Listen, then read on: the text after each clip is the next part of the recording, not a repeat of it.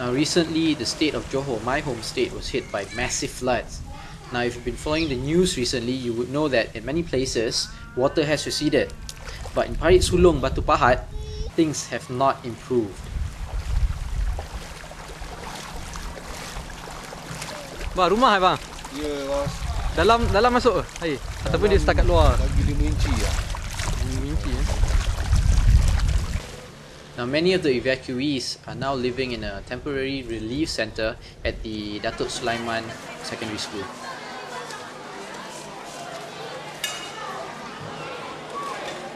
Ini kita berlanggarkan dalam 600 orang. 800 orang. 800 orang. 800 orang. Semua daripada kawasan mana? Semua daripada kawasan Kampung Dalam dan Pakan Parit Sulong Persekitaran serta kawasan Sulong. sekitarnya. Kita kalau ikut banjir pertama dulu 21 hari dan banjir kedua ni kita dah lalui selama 6 hari. 5 ke 6 hari. Dah dekat sebulan Ya, Sebulan, saya sebulan. sebulan. Kita sambut tahun baru kat sini, sambut Raya Haji. Raya Haji pun kat sini. Pukul 12 lebih tengah malam sehingga pukul 6 pagi tu naik dekat 4 inci. Sekali saya tak boleh tidur, saya tengok air pas air naik sampai pukul 6 lebih tu, pukul 7 pagi tu saya pergi ke depan tu dah dekat 4 inci dah, 4 inci lebih, dekat 5 inci. So saya pun duduk kat depan tu tunggu, saya relax lah kat depan tu. Tiba-tiba saya nampak terak askar. Jadi saya lambai-lambai tanya buat apa? Dia kata pindah masa banjir. Oh, saya masa banjir lah. Jadi dia datang ambil selamatkan saya, dipikulnya masuk dalam terak tentera, hantar saya ke sini. Dia bawa lah kursi roda sekali ya? Dipikul dengan kursi roda ni sekali. Dengan katil-katil ni pun sekali dibawa. Oh ya ke? Bantuan-bantuan sini alhamdulillah dapat perhatian daripada pihak-pihak yang berwajib lah. Agensi kerajaan, NGO. Dan yang terbaru ni semalam daripada Perlis, Kerajaan Negeri Perlis beri bantuan sumbangan kan pada masa-masa banjir sini. Tak ada masalah, tak ada komplain, tak ada apa-apa. Oh, alhamdulillah sini makan alhamdulillah. Tak ada masalah. Pengurusan semua berjalan Pengurusan lancar semua. Kat sini tak ada tukang masak, gotong royong sendirilah. Ambil tukang masak. Nak order berapa? Yang apa? Ambil akak sekali. Nah, masuk. Kat kampung sekarang keadaan air bertahan. Bertahan. Tak surut-surut? Belum surut. Sekarang kita mengalami suasana air besar, tide water.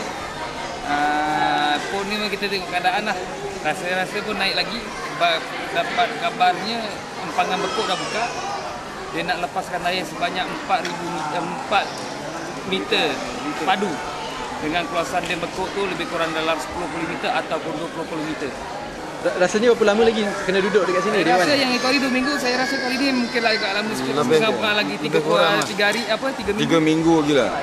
3 minggu baru kering. Lebih kurang juga. Itu pun tengok keadaan cuaca. Yang ada yang orang kampung yang cedera ke? Sekarang ni alhamdulillah kita ni tak ada cedera, tak ada apa sebab kita ambil take action yang begitu awal. Sebab apa dia orang ni peka dengan perkembangan banjir ni. Dia orang ni kebanyakannya penduduk Kampung Dalam khasnya duduk di sungai. Jadi keadaan air tu dipantau hari-hari. Dipantau setiap masa. Jadi kalau air keadaan naik dia akan terus berpindah. Biasalah dengan air. Siapa yang memantau tu? Penduduk sendiri. Kita Memang ada jawatan kuasa kita urus dia, kita ada bahagian keselamatan kan. Macam-macam kebersihan semua. Jadi bahagian keselamatan dia akan pantau. Jadi kalau hujan lebat, agak air naik, ketua kampung akan turun ke padang, menengok kawasan dah ketua kampung.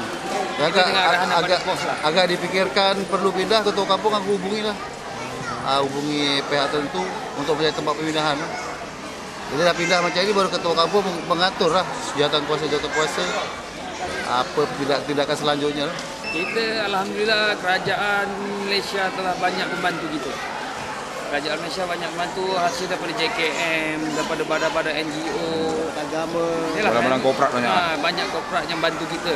Dalam soal makan, pakaian, keperluan harian, alhamdulillah.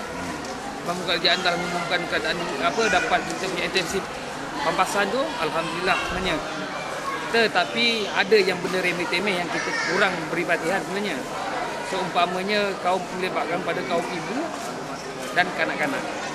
Kita sekarang kekurangan macam pampers, sekolah wanita, pakaian dalam, troli, apa minta maaf cakap. Tapi benda tu adalah Keperluan harian. keperluan asas kita macam tu sebenarnya.